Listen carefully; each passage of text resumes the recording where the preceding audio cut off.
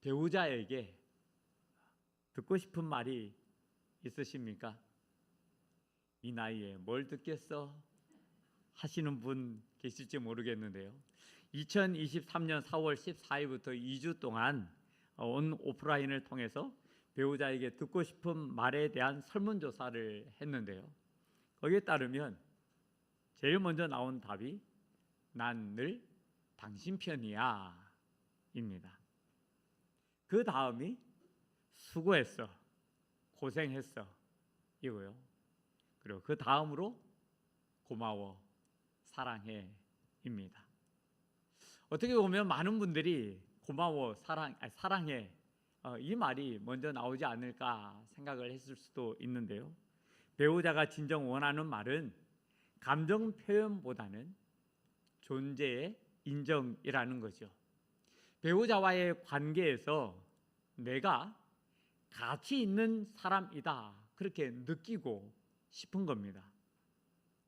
배우자와의 관계만 그렇겠습니까? 사람들과의 관계가 다 그런 것 같습니다. 가수 박상철 씨가 부른 무조건이라고 하는 이 노래 가사에는 당신을 향한 나의 사랑은 무조건이다, 특급 사랑이다, 당신이 부르면 무조건 달려간다 그렇게 말하는데요. 연세가 많이 드신 분들은 뭘 또 그렇게까지 라고 생각하실지도 모르겠지만 오늘 집에 가시면 배우자에게 당신 덕분이야, 난 무조건 당신 편이야 그렇게 꼭 말씀해 주십시오. 아무도 아멘을 안 하시네. 그 말 한마디가 배우자를 바꾸는 것이 아니라 우리 자신에게 큰 변화를 가져올 줄로 믿습니다. 혹여 내 편을 들어줄 배우자가 없으십니까? 괜찮습니다. 여호와는 내 편이시라 내가 두려워하지 아니하리니 사람이 내게 어찌할까?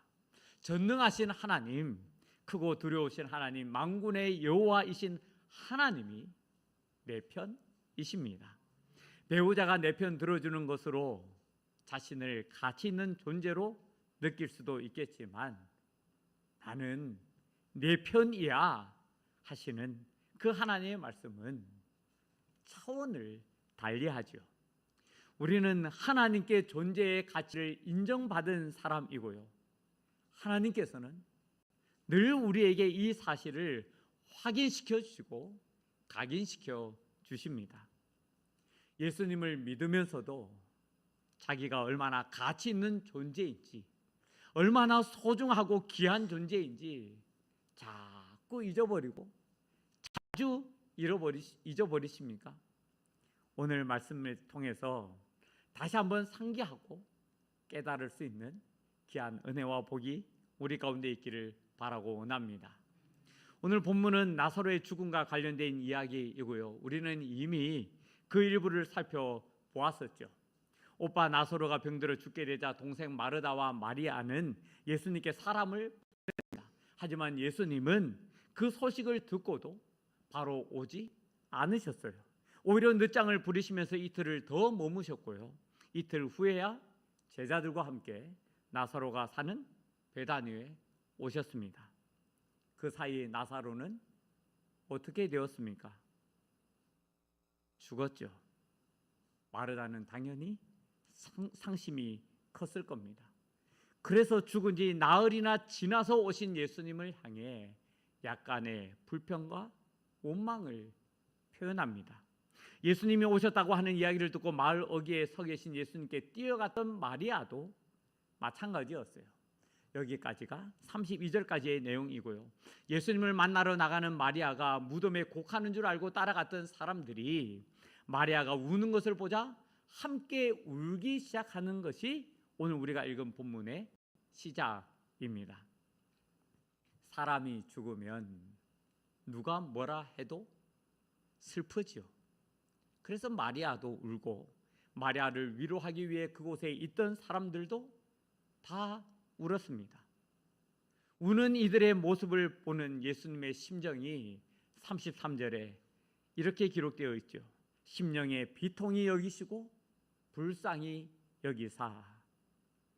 그래서 이들과 함께 우셨다라는 건가요? 아니면 이런 감정을 느끼셨다라는 겁니까? 35절입니다. 예수께서 눈물을 흘리시더라. 어떻게 하셨다고요? 우셨어요. 그런데 예수님의 이 눈물의 의미는 마리아와 그와 함께 있던 사람들이 흘린 눈물의 의미와는 다릅니다. 마리아는 오빠 나사로가 죽어 슬퍼 우는 것이고요, 사람들 역시도 죽은 나사로 때문에, 그리고 마리아를 위로하기 위해서 우는 겁니다. 하지만 예수님은 나사로가 죽었기 때문에 눈물을 흘리신 것이 아니에요. 14절을 보시게 되면 예수님은 처음 소식을 들었을 때부터 나사로가 죽을 것을 알고 계셨습니다.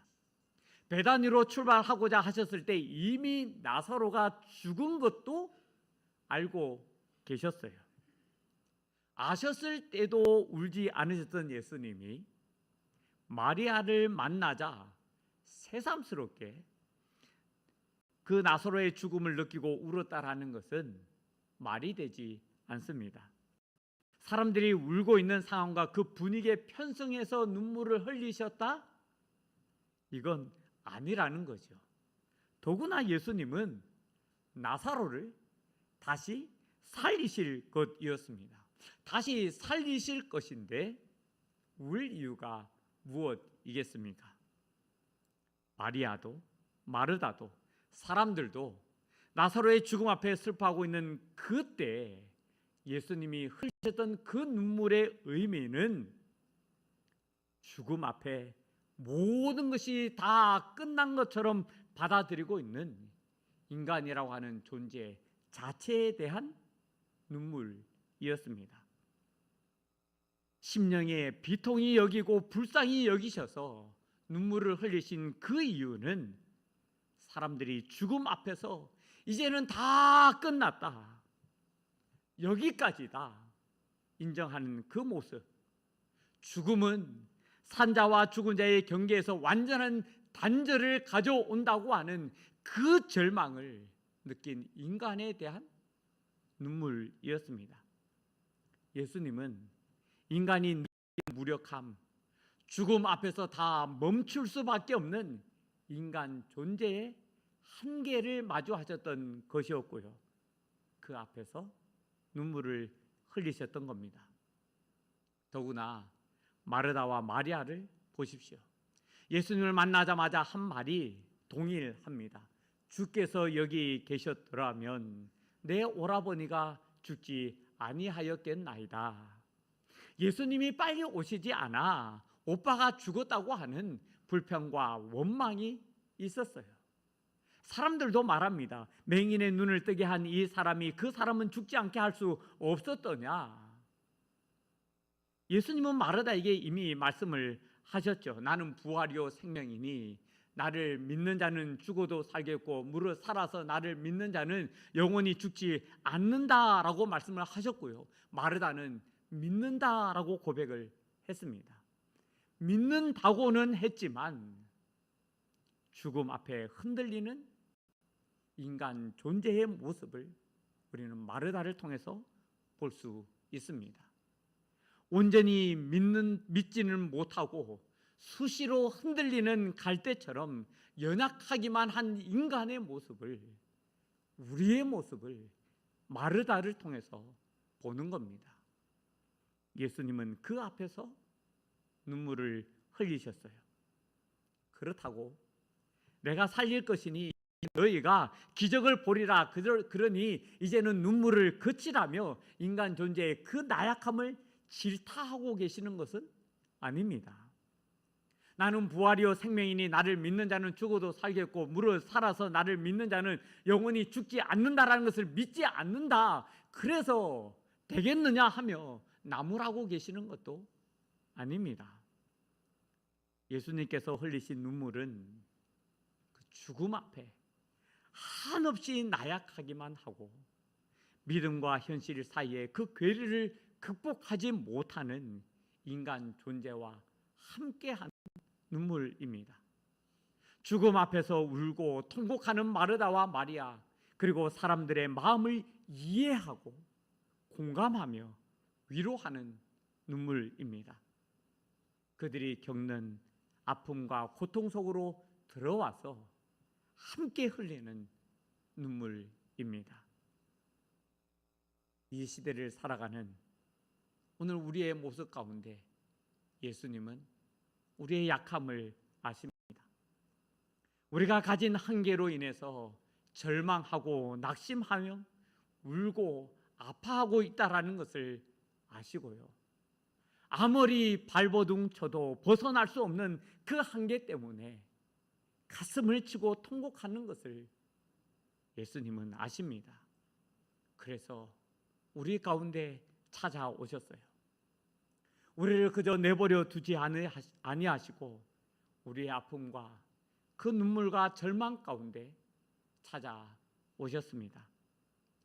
그곳에는 우리의 눈물만 있는 것이 아니라 우리가 겪는 고통의 현장 가운데 깊숙이 들어와 이해하고 공감하며 위로하는 가운데 흘리는 눈물도 함께 있는 겁니다. 우리의 전 존재를 끌어안고 흘리는 주님의 눈물이 우리 가운데 있다라는 것을 꼭 기억하시기를 바랍니다. 그런데 예수님의 눈물은 그저 눈물로만 끝나지 않았습니다. 무덤에 가신 예수님은 돌을 옮겨 놓으라 하셨고요. 그 말을 듣고 마르다는 이미 죽은 지 나흘이나 되었고 냄새가 난다고 왜 그러시냐고, 무슨 일을 하려고 하시냐며 만류합니다. 죽은 마당에 예수님이라 할지라도 아무것도 할 수 없다고 생각하며 마르다는 전혀 기대하지 않았습니다. 우리 또한 그런 것 같습니다. 이제 다 끝났는데, 더 이상 할 수 있는 것이 아무것도 없는데 무슨 기대를 하겠느냐라는 거죠.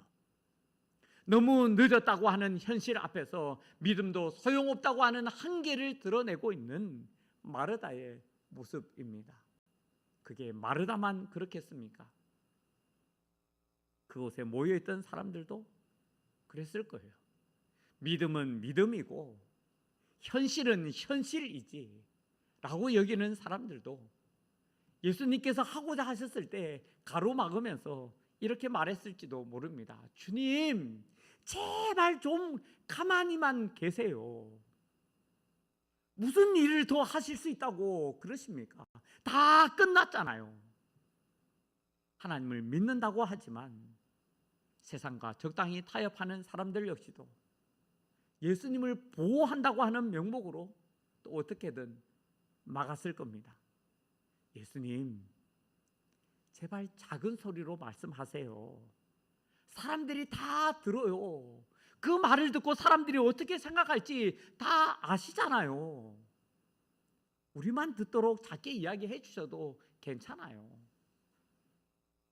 하나님의 이름을 부르고 말씀을 들으며 찬양하고 기도할지라도 삶의 자리 가운데서 하나님께서 행하시는 일을 더 이상 기대하지 않는 사람들도 거기에 또 한마디 거둡니다.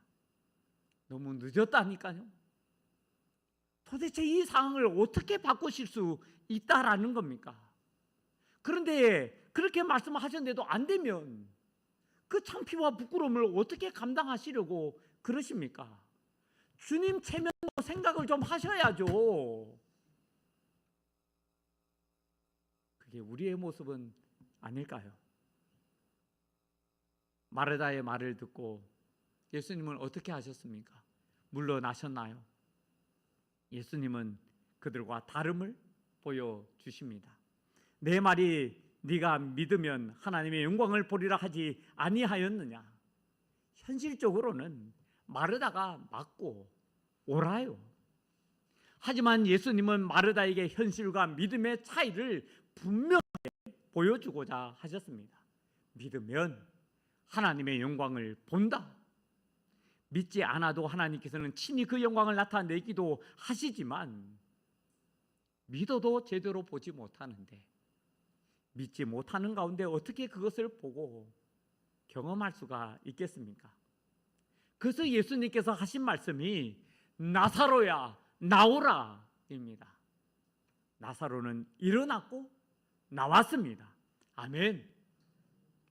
여러 사람이 이 현실 가운데 사는 중에 다치고 막히고 갇힌 상황에서 하나님의 영광을 봅니다. 하지만 많은 사람이 믿는다고 하는데도 하나님의 영광을 보지 못하고 살아요. 믿으면 생각이 달라지고 말하는 것도 달라지며 사는 삶의 방식도 달라집니다. 틀리지 않는 말을 하는 것이 아니고요, 새로운 생각을 합니다. 일상적이고 상식적인 생각을 하는 것이 아니라 뛰어넘는 말을 합니다. 합리적인 행동을 하는 것이 아니라 초월적인 삶을 삽니다. 현실을 부정하는 것이 아니라 하나님의 관점에서 그 상황을 재해석합니다. 이를 통해서 하나님의 영광을 보는 삶을 사는 겁니다. 예수님은 믿지 못하는 마르다를 나무라지 않으셨습니다. 오히려 예수님은 마르다와 둘러선 무리를 하나님의 영광 가운데로 이끄셨어요. 아버지여, 내 말을 들으신 것을 감사하나이다. 항상 내 말을 들으시는 줄을 내가 알았나이다. 예수님은 사람들이 무덤을 막아두었던 돌을 옮겨놓자 하늘을 우러러 보시면서 감사하셨는데요, 이 감사의 특징은 그곳에 있던 사람들에게 들으라고 하신 감사입니다. 이미 하나님과 하나인 예수님이셨어요. 하나님의 뜻이 예수님을 통해서 드러나고 예수님께서 행하시는 일이 하나님께서 이루고자 하시는 일이었습니다. 그럼에도 감사하신 것은 사람들에게, 그곳에 있는 모든 사람들에게 알려주기 위함이었다라는 겁니다. 그러나 이 말씀 하옵는 것은 둘러선 무리를 위함이니 곧 아버지께서 나를 보내신 것을 그들로 믿게 하려 함이니이다. 왜 죽은 지가 나흘이나 되어서 냄새나는 무덤에 돌을 옮기라 하느냐고요? 나는 부활이요 생명이라는 것을 믿으라는 겁니다. 생명의 주인이 예수님이시라는 것을 믿으라는 겁니다.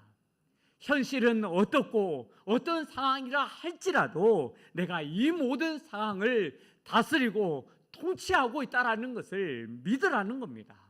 그래서 예수님은 선포하십니다. 나사로야 나오라. 죽은 지 나흘이나 되어 썩어 냄새가 난다고 했던 나사로가 나왔습니다.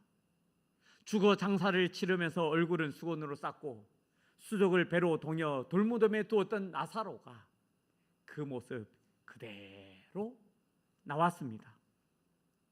예수님은 이를 보고 자유롭게 걸어 다니지 못하는 그를 향해 사람들에게 말씀하시죠.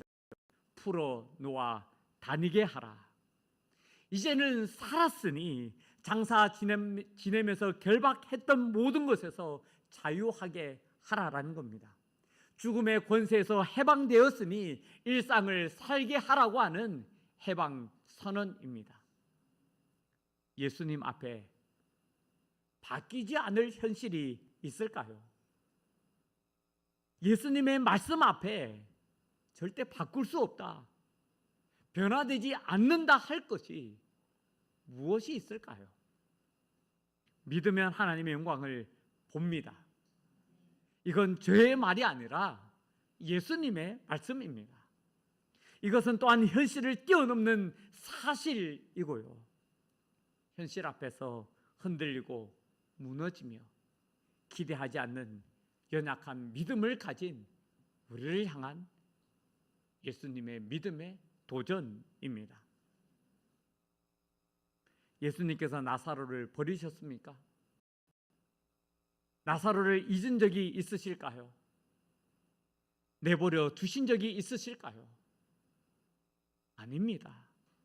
예수님은 단 한순간도 나사로를 잊은 적도 없으셨고요, 내버려 두지도 않으셨고요, 버리지도 않으셨습니다.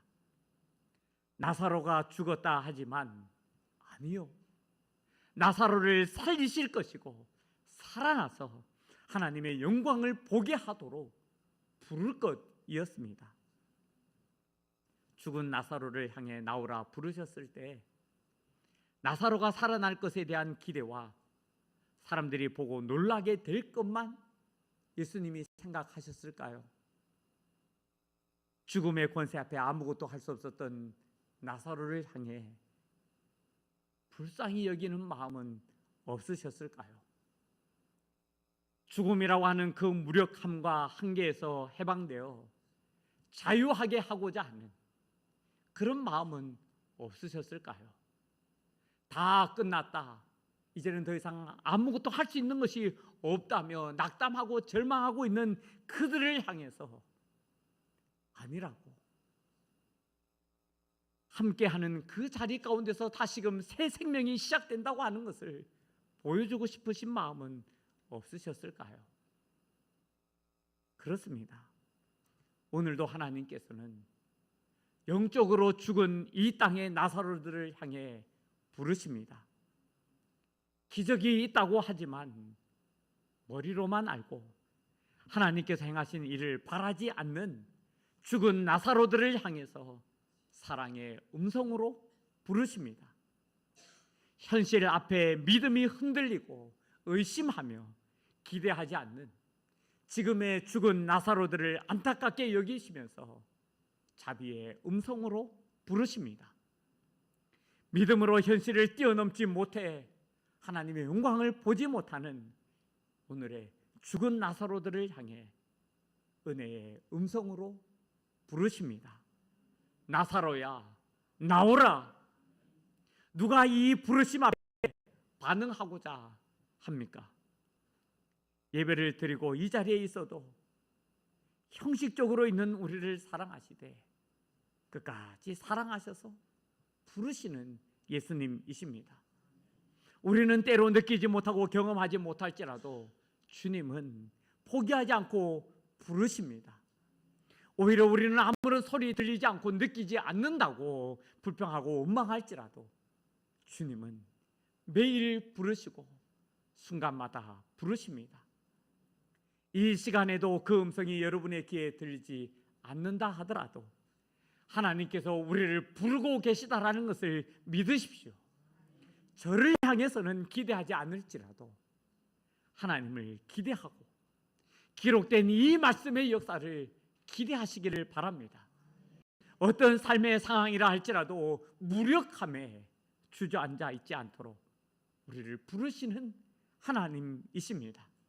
한계를 맞닥뜨린 가운데 좌절하여 낭망하고 있을 때에도 내버려 두지 아니하시고 불러서 일으켜 세우시며 새 힘과 능력을 주시는 하나님이십니다. 저는 아무리 목 놓아 부르고 선포해도 아무 일도 일으키지 못하겠지만 하나님은 하나님 되십니다. 영적 죽음에서 일으켜 세우시는 하나님이시고요, 우리 가운데 영적 생기를 불어넣어서 새 생명의 능력 가운데 살게 하시는 하나님이십니다. 하나님을 믿음으로 현실을 뛰어넘어서 초월하게 하시는 분이시고요, 세상의 어떤 것으로도 채울 수 없는 그 허전하고 공허한 심령을 유일하게 풍성하게 채우시는 하나님이십니다. 오늘 우리가 읽은 본문에는 본문 후에는 죽었다가 다시 살아난 나사로로 인해서 많은 유대인이 예수님을 믿었다 하고 있습니다. 하나님께서 세상을 변화시키기 위해 오늘 우리를 부르시고 깨우시는 줄로 믿습니다. 우리의 가족과 주변 사람들을 바꾸기 위해서 잠든 우리의 영혼을 향해 부르시는 줄로 믿습니다. 믿는다 하지만 현실에 주저앉은 그 사람들을 일으켜 세우기 위하여 우리를 부르신 줄로 믿습니다. 포기하지 마십시오. 외면하지 마십시오. 없다고 말하지 마십시오. 하나님의 사랑이 여기 오늘 우리에게, 우리의 가정에, 우리가 거하는 곳에 있습니다. 하나님의 선한 도움의 손길이 변함없이 함께하고 있고요, 하나님의 능력의 오른손이 우리를 붙잡고 그 권능을 나타내십니다. 이를 통해 하나님의 영광을 보게 하십니다. 수잔 폴리스 슈츠가 쓴 바로 나에게 하소서라고 하는 시입니다. 그대와 함께 산길을 걷는 사람이 바로 나에게 하소서. 그대와 함께 꽃을 꺾는 사람이 바로 나에게 하소서. 그대의 속마음을 털어놓는 사람이 바로 나에게 하소서. 슬픔에 젖은 그대가 의지하는 사람이 바로 나에게 하소서.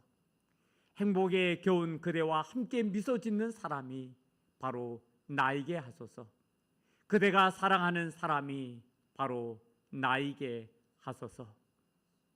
나사로야, 일어나라 말씀하시는 그 음성을 듣고 일어나는 사람이 바로 나이기를 원합니다. 나로 인해서 하나님의 영광이 나타나는 것을 보고 이들을 통하여서 사람들이 하나님의 그 영광 앞에 무릎 꿇게 되어지는 귀한 역사가 일어나기를 원합니다. 그 주인공으로 다른 누구도 아닌 바로 나이기를 원합니다. 이제는 자다가 깰 때가 되었습니다. 죽은 우리의 영혼이 살아날 때입니다. 하나님께서 나오라 부르시는 음성의 세상의 것들을 다 털어버리고 일어날 때입니다. 우리를 통해 나타내고자 하시는 하나님의 영광을 위해 말씀에 순종할 때입니다. 가슴으로 받아들이고 심령으로 이해하며 삶으로 체험하는 우리 모두가 되기를 간절히 바라고 원합니다. 나사로야 나오라, 오늘 우리를 향한 하나님의 부르심입니다. 영원히 만나는 가족과 친척도 사는 귀한 은혜가 있기를 간절히 바라고 원합니다. 이 말씀을 생각하면서 우리 함께 찬양하기를 원합니다. 나이기를 원합니다. 그 가운데서 나를 통해 하나님의 영광을 보기를 원합니다.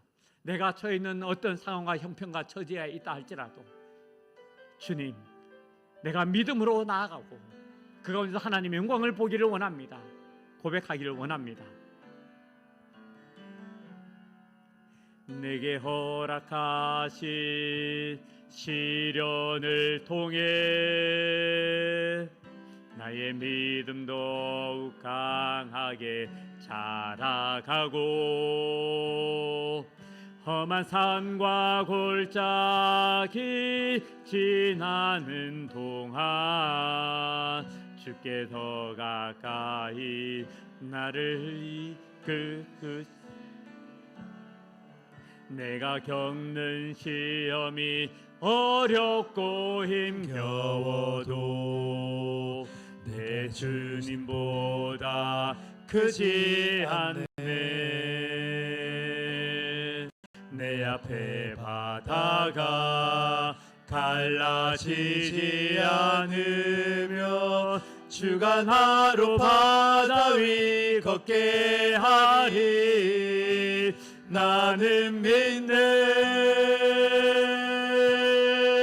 주의 능력으로 내 삶 새롭게 되리. 나는 믿네. 주의 능력으로 담대히 나가리라. 주와 함께 싸워 승리하리라. 날마다 믿음으로 나 살아. 나는 믿네. 나는 믿네.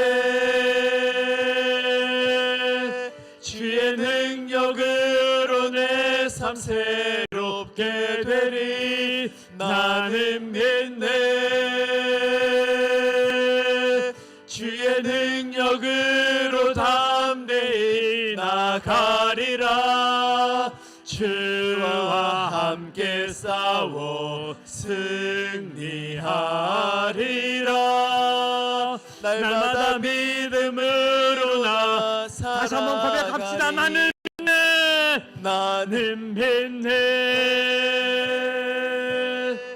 주의 능력으로 내 삶 새롭게 되리. 나는 믿네. 주의 능력으로 담대히 나가리라. 주와 함께 함께 싸워 승리하리라. 날마다 믿음으로 나 살아